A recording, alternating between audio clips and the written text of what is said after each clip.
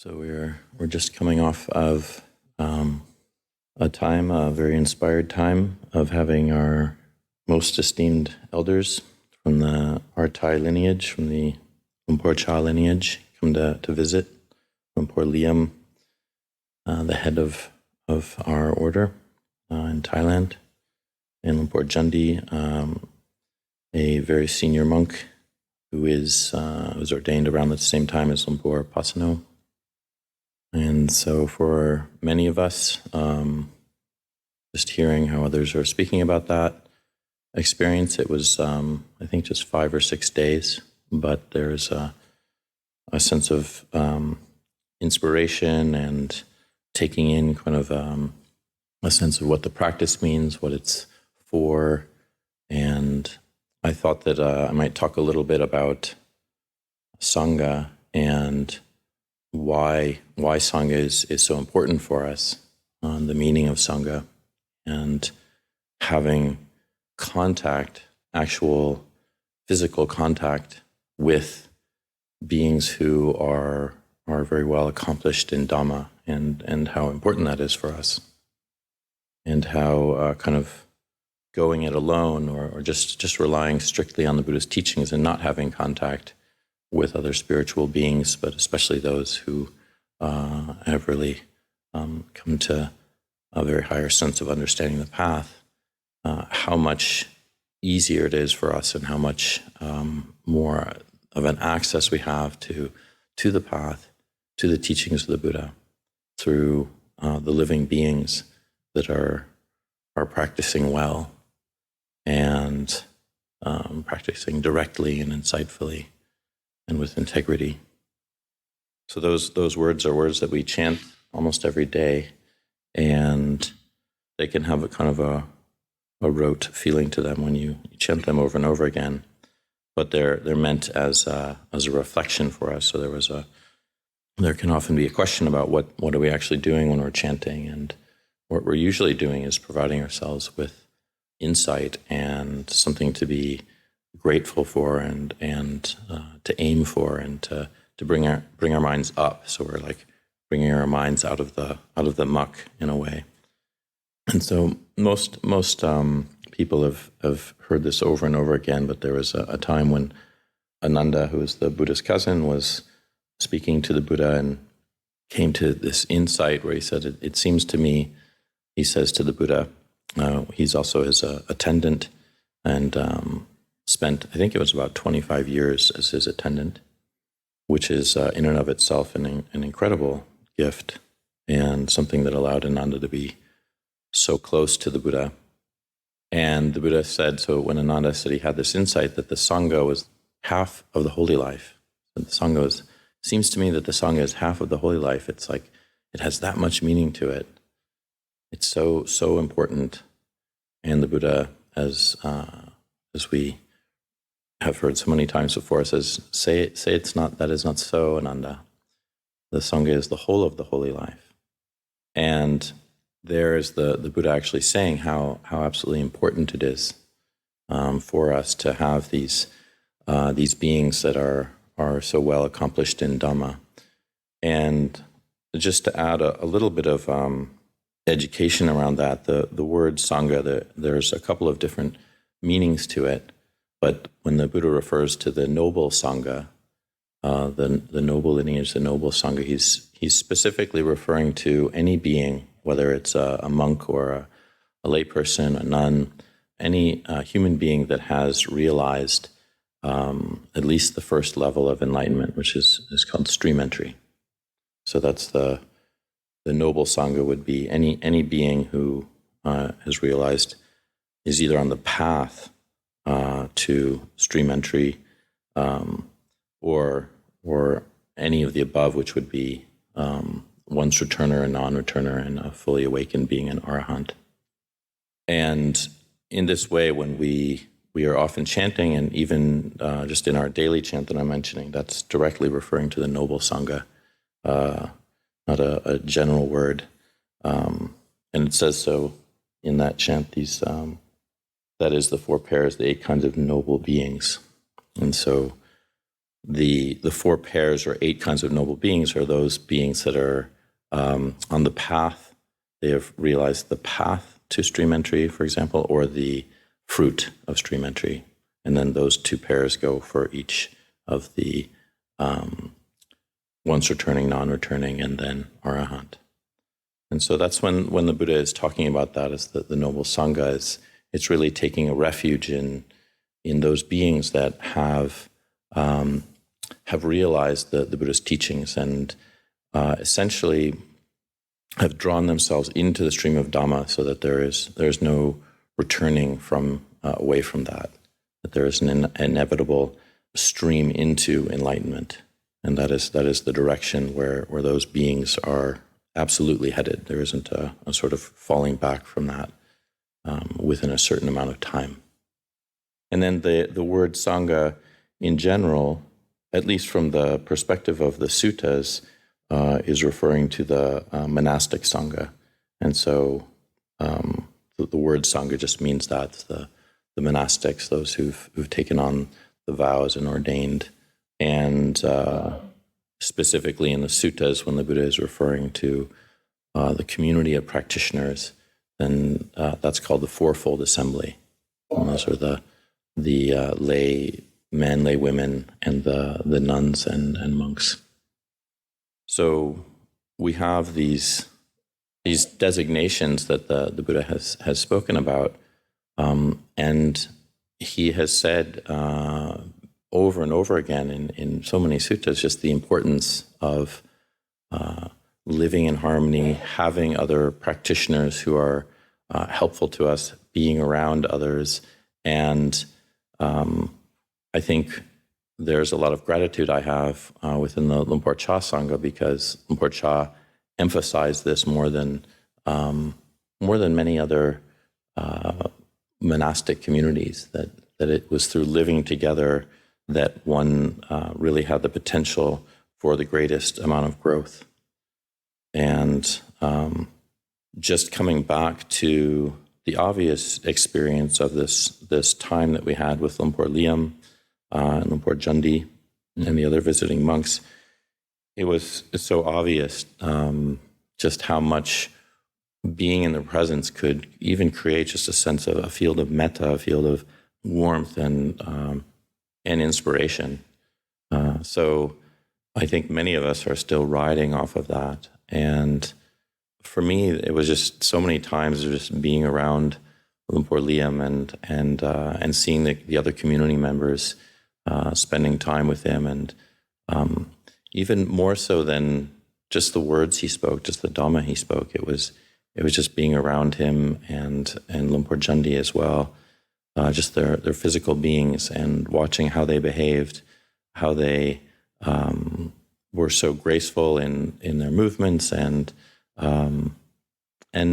it really for many of us, what can often be seen is like, is there a, it's been said, we've been talking about this a little bit, like, is there a person there anymore? There's this sort of, like, it doesn't seem there's just like self so much involved. There's so much meanness or a sense of like preference or what I want or I need. And of course, unless one is a mind reader, this is just an interpretation. But watching them and how they conducted themselves, it just feels very different than a regular kind of, as we say, patujana, sort of run-of-the-mill person. And so that is such an uplifting experience. For me, just those monks were staying at Santi Vihara, and I would stop in from time to time, and there were a couple of monks who were asked to upatalk, to attend to Lumpur Jundi directly, and also who had volunteered, and Lumpur Liam as well. And we were able to be with Ajahn Sek here, who's lived in this community for quite a long time and is now in Thailand, or living in Thailand. And so there was this kind of beautiful experience of watching these monks attend to the senior monks and really take care of them in a quiet and respectful way. that was so inspiring for me to see. And just the it's hard to describe, but the attentiveness one needs to have in order to really look after these monks well is a very honed in sense of mindfulness. Just to see, they're walking away right now. I want to lift up their bag and take their bag for them, or do they need something to drink, or is there something to help prepare them to have something in the evening or in the morning or whatever it might be. And then the care it takes to do something well, to do something beautifully. And so this was a couple of the other monks had mentioned how they could see this being done so well and being cared for. And so I think it's a bit of a back and forth thing when you see this kind of behavior. It's like those beings who have so much integrity and we are around, they lift us up into really the highest kind of way that we could really act or behave or be around another human being. And so it's such a warming feeling, and I've missed it. It's been a really long time. I think 2018 might have been the last time we've had any of the senior monks here. And so this was just a very beautiful experience. And we're going to have it again, which is another sort of luck of the draw that there are two also very senior monks who are coming to visit us in June and early July. And so we have another occasion to be around them. But the theme that I wanted to bring up around this is like, why is it so important that we have others who we're practicing with? And I appreciated a long time ago a metaphor that then Ajahn used, that he said that those practitioners that are spiritual companions, we call them kalyanamita, spiritual friends. These are our friends that are not the same kind of friends that we might have thought of in terms of friendship in our life before we became spiritually interested and were practicing the Buddha's path. These are people who are really holding us up with integrity. And so it's our duty also to be kalyanamita to others, to be friends to others.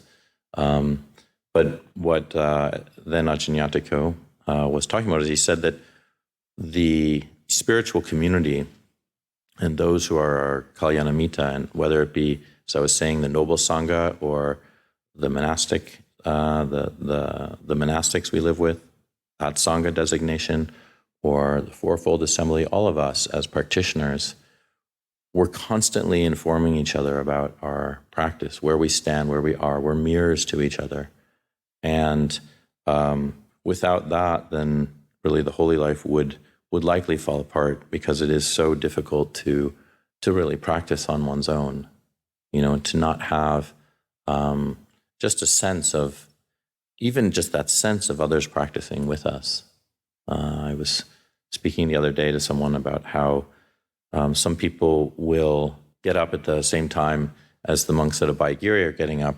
And they said, I know when you're having puja or when you're sitting in meditation, and it's so inspiring for me to know that, like, at the same time that I'm doing that, the monks at Abhayagiri are also doing that, and the residents, the guests here, just as a community, are doing that, and people are very inspired, and there's a sense of even communality around that, just the imagination, knowing that at that time there are others practicing with us. But when we're living in community, we have an opportunity just constantly to be having a sense of, when we are around others, what is the state of our mind? How are we reflecting on our own minds? That can just be the inflection of our voice when we're speaking to another. Is there any sense of harshness in it? Is there any sense of manipulation? Is there a sense we're having that we're wanting to get something to go our own way?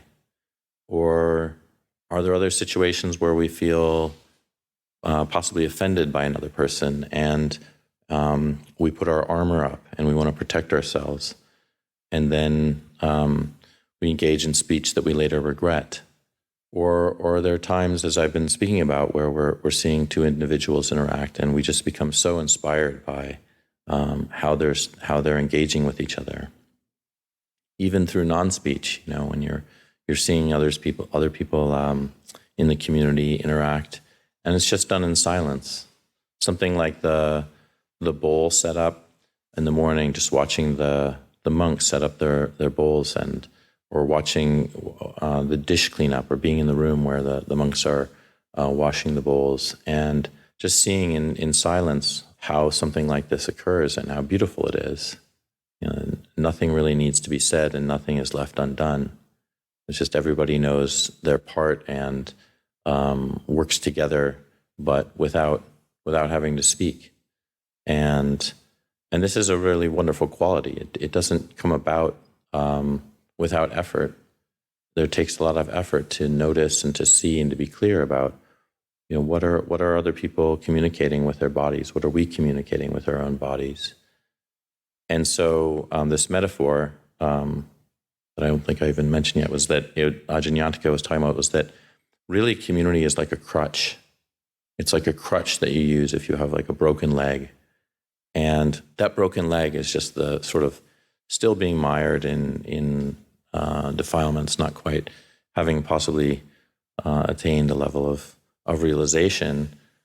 Then that is this sense that we're, in a way, we're kind of broken. We haven't reached a level where we're acting in a way without, that our bodies are pure, or acting in a way that it's not broken. And so we are using this whole communal experience as if we have a crutch, as if it is a crutch for us. And so it's understandable that when you use a crutch or use crutches, you're doing that on a sense of a temporary basis. Now that could be many lifetimes. It could be many lifetimes of temporality, but still, it's a sense that this is what is beneficial for me. This is sort of the raft that will help me get to the other side of the shore.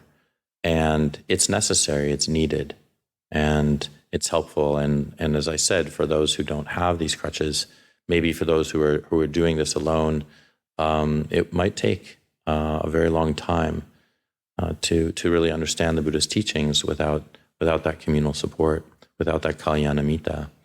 So sometimes we forget that, and living in community can be difficult, and we can get into states, I think most of us are very aware of this, where we're just not happy about a particular person we're living with. And in fact, we can imagine that if they weren't on the planet, we would just be much happier. And we convince ourselves of that our happiness is dependent on this person going somewhere else. And if we believe that, then it's quite unfortunate, because we're forgetting that even those of us that we feel a bit ruffled by or have a difficult experience, they're still informing us. They're informing us of our own minds, of where we are with our own practice. For example, how, metta is not something that is exclusionary towards those people we don't like. We don't say, well, I have metta for all beings except him. But at the same time, that might be a very real experience. Like, it might be true. And it might be that one can't feel that metta at the time, but it might be also that one says, but I do have metta for many beings, but I won't share it with this person because of how I feel about them. And again, that's very good for us to see, because then we get so much reflection because of that. And so then we get to see, this person too is my kalyana mitta. This is a person who is informing me and helping me in my spiritual life. And so, we see that, and we see that because in community, mostly we can try to spot, okay, there are actually some good qualities about a person who I have difficulty with. And I don't have to see them as all bad. And oftentimes when we see this for ourselves and we have insight around it, it can absolutely change our whole experience around around metta, around caring for another. Because when that's seen very clearly and we see, well, wait a minute, like, am I right about that person? I mean, is everything about them absolutely rotten? I mean, are they just horrible people with no good qualities? And if we genuinely ask that and we say, well, maybe I can see something that is kind or good about this person. And when we do, then we start to see, wow, how did I miss that? How is that possible that I didn't see that before? And then all of a sudden that person takes on just really a new perception for us. And if we keep paying attention, then we might notice so many good qualities that we forget those negative qualities, and they just kind of fall back into the background. We don't see them anymore. And that is a truly wonderful thing when that occurs, because what it is that metta has really opened up. We've opened up our experience of metta, and seeing that kind of well-wishing for another, wishing for their happiness, wishing for their being united with goodness, and seeing them with these good qualities. So in so many ways, living with others and being with others, it's constantly informing us. In the monastery, we have to deal with something that wasn't part of our lay life, and that is that there is a hierarchy here. We have a hierarchy of how we defer to others. And so for a moment, I lost mindfulness when I was going to begin the talk and put the mic down in front of myself, and I thought, I forgot. There is permission that needs to be asked of. And although I could give the talk without asking permission, that's not beautiful, and it's not the way that we've been taught. And so there is actual permission to be asked of from the senior monk. I've never seen it actually denied. That would be quite interesting. But that's the protocol. That's what we do. And there are so many ways that occurs that it can kind of, again, it can work against our defilements, our sort of negative traits, because we might think, I don't want to have to do this, or why do I have to bow down to this guy, or whatever it is. And again, we see our attitude, we see this negativity that can come up, this sense of not letting go and holding on to our position or authority, or our own sense of who we should respect or not respect. And we get to see that clearly in our minds. And so over and over again, this living in community, living with others, living, whether it's, as I began the talk, with the highest of beings, or whether we're really inspired by the Buddha, and we're just reading the Buddha's teachings and enjoying our taking refuge in the Triple Gem, or down to just our sort of interactions with those who are new to the practice. It's just a constant array of information for us around how we are doing. What is our experience of letting go? What is our experience of understanding our own suffering? And when we're able to see clearly into that, then we do gain wisdom, we do gain insight, and this all arises through these interactions we can have, and then we have time to be alone and to, in a way, let the unwholesome dust settle in our minds, and we spend time in meditation, and we have time to reflect on these kind of ways that we bump and grind against each other, and how that really affects us, and eventually coming to a sense of equanimity. That after years of practice, hopefully there is a sense of feeling more equanimity, that we're not so ruffled, we're not having such a difficult time being with others or dealing with others. And in fact, we can see it as the highest thing, is like how I imagine Lumpur Liam or Lumpur Chandi looks out into the world and sees beings. It is through kindly eyes, through eyes of metta, through eyes that there is. They of course will see, I think, gross conduct or things that are unwholesome in people. But it's not taken on a personal level. This is my interpretation, of course. It's seen usually from a being who has practiced so well as just caring for others, wanting their happiness, wanting them to realize the highest truth. When I was the last moments I was with Lumpur Jandi and Lumpur Liam, I just had a moment and I asked forgiveness from both of them. I said it's my tendency is to move rather quickly, and sometimes I can lose mindfulness, and I just wanted to apologize for any way that I was offensive or with either my speech or my body, and it was very sweet. Both of them had neither of them said, "Yeah, you should be sorry because you're just a nutcase, man."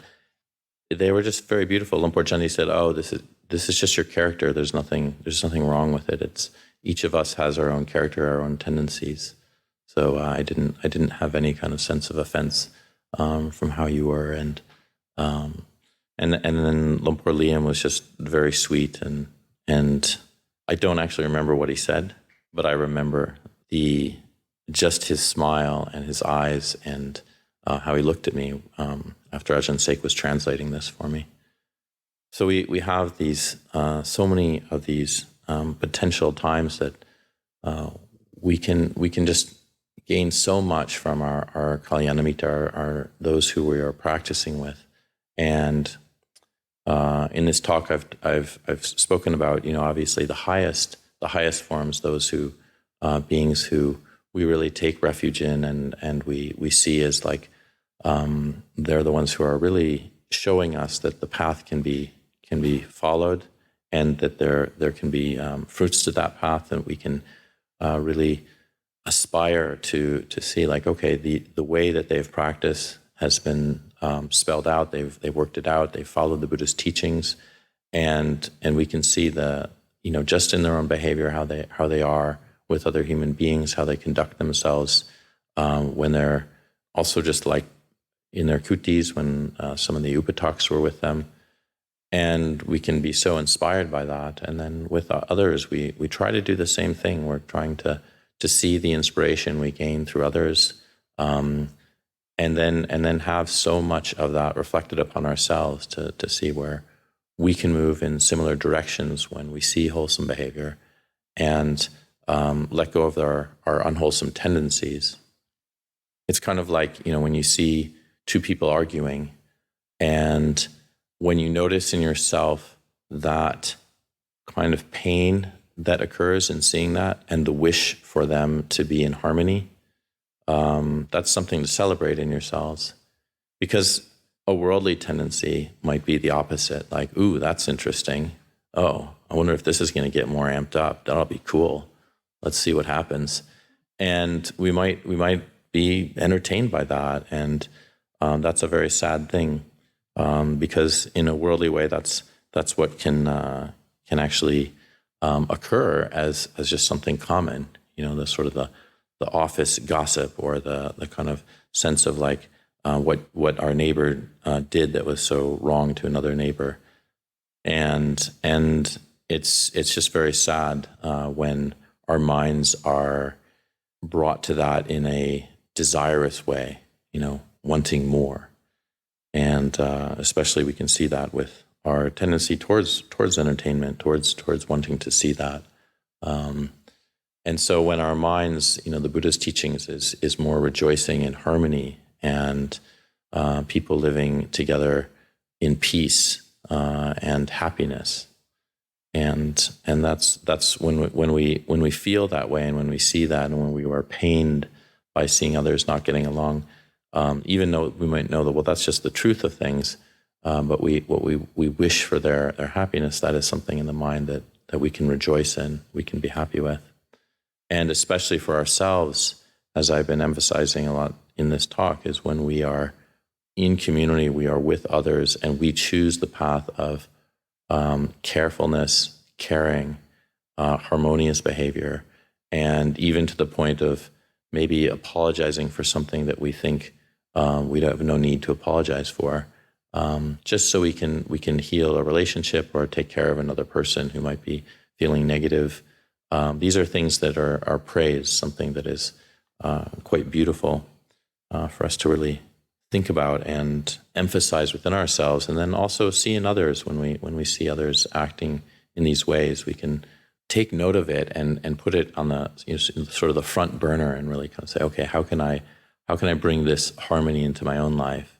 So whenever I am facing some difficulty, which is inevitable with others, I can raise myself up. I can, go the way of the arahants. I can take on the Buddhist teachings and really recognize what he's pointing to, so I can understand my own suffering and raise myself up out of the muck, just as we chant like the awakening the lotus. So these are some words of reflection tonight, and just trying to keep us riding on that wave of inspiration and that incredible contact that we've been able to have with our elders, and the time we've had them, the precious time we've had, and to really kind of keep that in mind, and not kind of easily forget about it and get back into the sense of just the daily schedule of the monastery, and that was yesterday. So just keeping that in mind. Anyone?